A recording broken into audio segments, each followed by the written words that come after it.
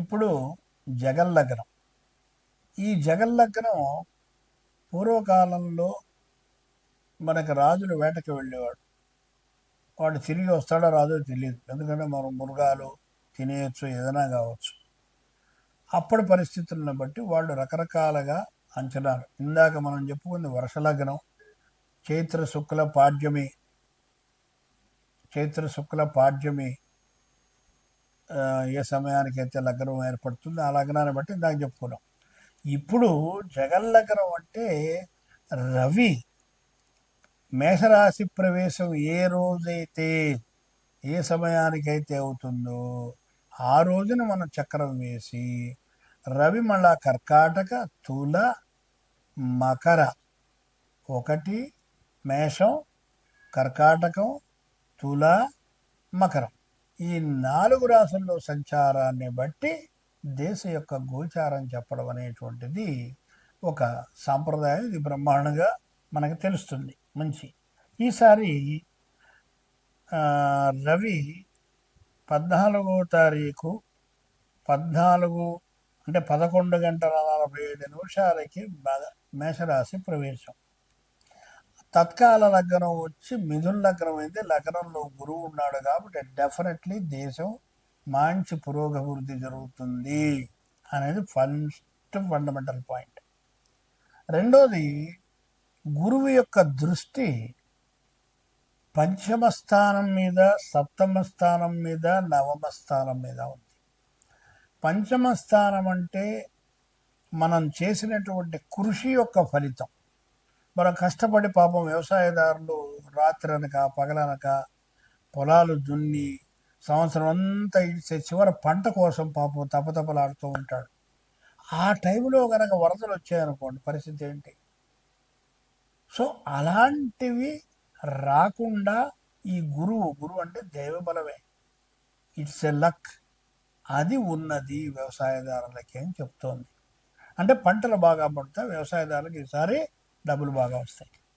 తర్వాత సప్తమ దృష్టి ఉంది అంటే మన దేశం ఇతర దేశాలతోటి మంచి సత్సంబంధాలు ఏర్పడి అభివృద్ధి చెందుతుంది అని చెప్తోంది. అంటే కొత్త సంస్కరణలు ఏర్పాటు చేస్తారు. కేంద్రానికి మన ప్రజలకి మధ్య మద్దతు బాగా ఉంటుంది. పరిపాలనా విషయంలో మంచి సపోర్ట్ వస్తుంది బీజేపీకి కానీ, లేకపోతే మన ప్రైమ్ మినిస్టర్ గారికి కానీ. అయితే షేర్ మార్కెట్ బాగా పొందుకుంటుంది. తర్వాత ధనాగారము అంటే ఫైనాన్షియల్ స్టేటస్కి ముఖ్యంగా మన దేశానికి ఏ విధమైనటువంటి ఆర్థిక సంక్షోభం ఈ సంవత్సరం ఉండదు. అలాగే కొత్త సంస్కరణలు మనం ఇందాక అనుకున్నాం. ఇతర దేశాలతోటి మన దేశం యొక్క పేరు ప్రతిష్టలు ఇందాక కూడా చెప్పుకున్నాం, అదే ఇక్కడ మళ్ళీ రిపీట్ అవుతుంది. అంతరిక్ష పరిశోధనలో ఇతర దేశాలతోటి నువ్వు డి అంటే డి అనే లెవెల్లో మన ఇండియా ఉంటుంది, అందులో డౌట్ లేదు. అంటే ఏ అణు సంబంధమైనది కావచ్చు, అంతరిక్షమైనది ఏదైనా సరే డీటీ. అందుకని ఇప్పుడు మీరు చూస్తున్నట్టయితే అమెరికా కానీ మిగతా కంట్రీలు కానీ ఆలోచిస్తున్నారు. ట్రంప్ మొదట డ్యాన్స్ చేసినప్పుడు ఇప్పుడు చేయట్లేదు. మిగతా వాళ్ళందరూ కూడా ఎప్పుడు మనకి ఇండియా యొక్క సపోర్ట్ దొరుకుతుందా అని చూస్తున్నారు. ఆర్థికంగా బాగా నిలదొక్కుంటుంది, మంచి నిలకడ వచ్చేస్తుంది, మనకి మంచి వర్షాలు కురుస్తాయి. క్రీడారంగంలో మనం ఎప్పుడు విజయం సాధిస్తాం ఈసారి. అలాగే అగ్ని ప్రమాదాలు, వాహన ప్రమాదాలు మాత్రం చాలా జాగ్రత్త అండి. ప్రతి ఒక్కరికి ఇది అన్ని రాసుల వాళ్ళకి చెప్తున్నాను, ఓన్లీ ఏనాడు శని వాళ్ళకి అని ఎక్కడా లేదు. ప్రతి వాడికి కూడా ఈ గురువు యొక్క సంచారము ఎక్కడో అక్కడ మన జాగ్రత్తగా ఉంటే ఆదుడు బర్ర వచ్చి కొట్టిపోతాడు. ఆగి ఉన్నటువంటి వాహనాలను కూడా కొట్టినటువంటి మనకి ఉదంతాలు చాలా మనకి తెలుసు అది వరకు. అలాగే సాగునీటి ప్రాజెక్టులు, మంచి ఇరిగేషన్ ప్రాజెక్ట్స్ మంచి డెవలప్మెంట్ అవుతుంది. అలాగే దేశీయ పరిశ్రమలకి కూడా మంచి అభివృద్ధి వస్తుంది. అంటే ఇతర దేశాల్లో డిమాండ్ పెరుగుతుంది. మన దగ్గర ఉన్నటువంటి పరిశ్రమలు ఏవైతే ఉన్నాయో అది వరకు ఉండేవి భారతదేశంలో, ఇప్పుడంతా పాశ్చాత్య పిచ్చి బట్టి వెనకెళ్ళిపోయినాయి. ఇవన్నీ మళ్ళీ రివైవ్ అయ్యి వాళ్ళు నిలదొక్కుంటారు. దానివల్ల దేశాలకు కూడా ఆర్థికంగా మంచి డబ్బు వస్తుంది. అలాగే ఆయుధ పరిశ్రమ ఒకటి మనకి బాగా అభివృద్ధి చెందేటువంటి అవకాశం కనబడుతుంది. అలాగని రాబడి కన్నా ఖర్చు ఎక్కువ. ఎందుకనంటే మనం కొత్త కొత్త ప్రయోగాలు చేసేటప్పుడు వాటి మీద ఇన్వెస్ట్మెంట్ చేయాలి, తప్పదు. సో ఆ విధంగా తప్ప చెడుగా కాదు. అయితే ఇంటర్నేషనల్ లెవెల్లో హోటల్స్ని నిర్మించడం అనేటువంటి లెవెల్కి మనం ఎదుగుతాం. ఇంటర్నేషనల్ హోటల్స్ ఉంటాయి, దానివల్ల మన దేశానికి డబ్బులు వస్తాయి. అలాగే టూరిజం డిపార్ట్మెంట్లో మంచి పేరు ప్రఖ్యాతులు వస్తాయి, మంచి ఫుల్ ఫారినర్స్ ఎగబడతారు ఈసారి మీకు. అలాగే ఇంకొకటి మాత్రం చెప్పదలుచుకున్నాను అందరికీ కూడాను, పాలకులకి దయచేసి దండం పెట్టి చెప్పేది ఏమిటంటే, రాబోయేటువంటి ప్రకృతి వైపరీత్యాలు, తుఫాన్లు, అలాగే ఇతర సంఘటనలు, దేశంలో భూకంపాలు, ఇవన్నీ కూడా వచ్చేటువంటి అవకాశం ఉన్నది. కాబట్టి కొంచెం ముందస్తుగానే కాస్త సీనియర్ మోస్ట్ ఆస్ట్రాలజర్స్ ఎవరినైనా సరే గవర్నమెంట్ వాళ్ళని పిలిచి వాళ్ళతోటి సంప్రదించి మాట్లాడి వాళ్ళు ప్రణాళికలు చేసుకున్నట్టయితే ఎంతో ఉపయోగం ఉంటుంది. మీరు వెళ్ళేటువంటి దోవలో ఏ విధమైనటువంటి అడ్డంకి కూడా రాదని చెబుతూ స్వస్తి ప్రజాభ్యాం. ఇప్పుడు రవి గోచార ఫలితాలు. రవి ఏప్రిల్ మాసంలో 14వ తారీఖు మేష సంక్రమణం చేస్తాడు. మొట్టమొదటిగా మేషరాశి వారికి రవి ఉన్నటువంటి స్థానం నుంచి 4వ స్థానంలో గురువు,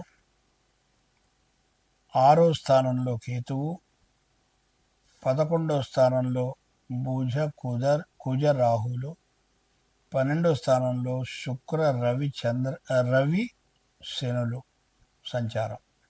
అలాగే రవితోటి చంద్రుడు కూడా ఉన్నాడు. ఇక్కడ మనం ఈ రాశి వాళ్ళకి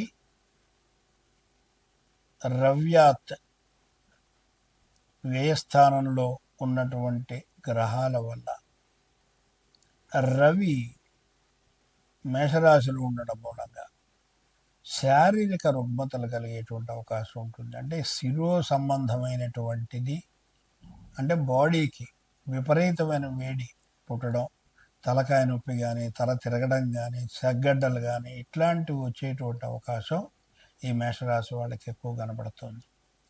అలాగే ఇక్కడ కొంతమందికి శస్త్రచికిత్స కూడా జరిగేటువంటి అవకాశం ఉంది. అంటే పొట్టకి సంబంధించింది కానీ, హార్ట్కి సంబంధించింది కానీ వీళ్ళకి శస్త్రచికిత్స జరిగేటువంటి అవకాశం కనబడుతుంది. ఇక మనకి 4వ గురువు వల్ల, అంటే రాశ్యాత 3వ గురువు వల్ల ఆయన యొక్క పంచమ దృష్టి 7వ స్థానం మీద ఉండడం మూలంగా పెళ్లి చూపులు ఎవరైతే చేసుకుందామని అనుకుంటున్నారో, పెళ్ళి ఇప్పటిదాకా పెండింగ్ పడ్డదో అవన్నీ కూడా ఒక కొలిక్కి వచ్చేస్తాయి. ఏప్రిల్ మాసంలో ఫిక్స్ అవుతాయి. మే నుంచి ఇక కళ్యాణ గడియలు వీళ్ళకి. మే నుంచి సెప్టెంబర్ దాకా ఎప్పుడైనా వీళ్ళు వివాహాన్ని నిశ్చయించుకుంటారు.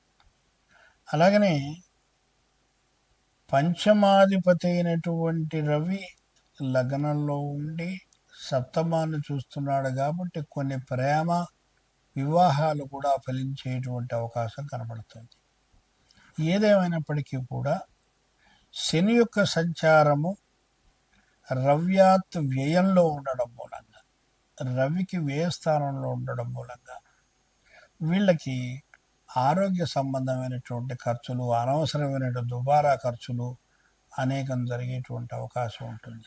కాబట్టి వీళ్ళు ఆదిత్య హృదయ స్తోత్రాన్ని ప్రతిరోజు చదువుకోవడం అనేటువంటిది కంపల్సరీగా చెప్పేటువంటి ఫలితం, రెమెడీ.